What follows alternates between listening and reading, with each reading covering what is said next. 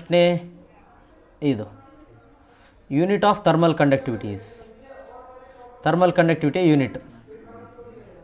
Okay, thermal ಕಂಡಕ್ಟಿವಿಟಿಯ unit ನೋಡಿ. ಈಗ ಥರ್ಮಲ್ ಕಂಡಕ್ಟಿವಿಟಿ ಯೂನಿಟ್ ತಗೋಬೇಕು. ನಾವು ಇಲ್ಲಿ ಕೊಟ್ಟಿರ್ತಕ್ಕಂಥದ್ದೇನು ವ್ಯಾಟ್ನಲ್ಲಿ ಕೊಟ್ಟಿದ್ದಾರೆ ಮತ್ತು ಜೂಲ್ಸ್ನಲ್ಲಿ ಕೊಟ್ಟಿದ್ದಾರೆ. ಇದರಲ್ಲಿ ಕೊಟ್ಟಿದ್ದಾರೆ ವ್ಯಾಟ್ನಲ್ಲಿ ಕೊಟ್ಟಿದ್ದಾರೆ ಮತ್ತು ಜೂಲ್ಸ್ನಲ್ಲಿ ಕೊಟ್ಟಿದ್ದಾರೆ. ಈಗ ನಾನು ವ್ಯಾಟಲ್ಲಿ ತಗೋಬೇಕಂದ್ರೆ ಈಗ ಥರ್ಮಲ್ ಕಂಡಕ್ಟಿವಿಟಿಯಿಂದ ಒಂದು ಪವರ್ ಫಾರ್ಮುಲಾ ಬರುತ್ತೆ. ಏನು? dQ/dt, heat supplied per unit time ಏನಿರುತ್ತೆ, ಕೋಎಫಿಷಿಯಂಟ್ ಆಫ್ ಥರ್ಮಲ್ ಕಂಡಕ್ಟಿವಿಟಿ ಇದೆ ಕೆ ಬರುತ್ತೆ. K into area into temperature change delta T per unit length. Okay, ಇದೇನಾಯಿತು? K into delta T into temperature change per unit length ಆಯಿತು. Okay, ಇಲ್ಲಿ ನನಗೇನು ಬೇಕು? ಇದು ಕೆದು unit ಬೇಕು. ಏನು ಬೇಕು? ಕೆದು ಯೂನಿಟ್ ಬೇಕು. ಏನು ಬೇಕು ನನಗೆ? ಕೆದು ಯೂನಿಟ್ ಬೇಕು.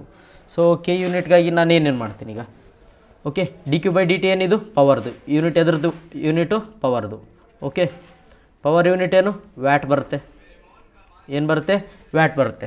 ಸೊ ನಾನು ಈಗ K equal to dQ/dt into ಇದೇನು ಬಂತು? 1/a ಇಂಟು ಎಲ್ ಮೇಲ್ಗಡೆ ಹೋಗುತ್ತೆ, ಡೆಲ್ಟಾ ಟಿ ಕೆಳಗಡೆ ಬಂತು. ಓಕೆ, ಈಗ ಇದನ್ನು ಯೂನಿಟಲ್ಲಿ ಬರ್ಕೊಂಡಾಗ dQ/dt ಏನಾಯಿತು? ವ್ಯಾಟ್ ಬಂತು, W. ಓಕೆ, ಈಗ 1/ಏರಿಯಾ, ಏರಿಯಾದೇನು ಬರುತ್ತೆ? ಮೀಟ್ರ್ ಸ್ಕ್ವೇರ್, ಮೇಲ್ಗಡೆ L metre. Okay, into delta T kelvin ಬರುತ್ತೆ. Okay, delta T temperature change, temperature ಏನು ಬರುತ್ತೆ? SI ಯೂನಿಟು ಕೆಲ್ವಿನ್ ಬಂತು. ಓಕೆ, ಈಗ ಮೀಟ್ರ್ ಕ್ಯಾನ್ಸಲ್ ಆಯಿತು. ಸೊ ಫೈನಲಾಗಿ ನನಗೇನು ಬಂತು? ಕೆದು ಯೂನಿಟ್ ಏನು ಬಂತು? WM-1 K-1. Okay, WM-1 K-1.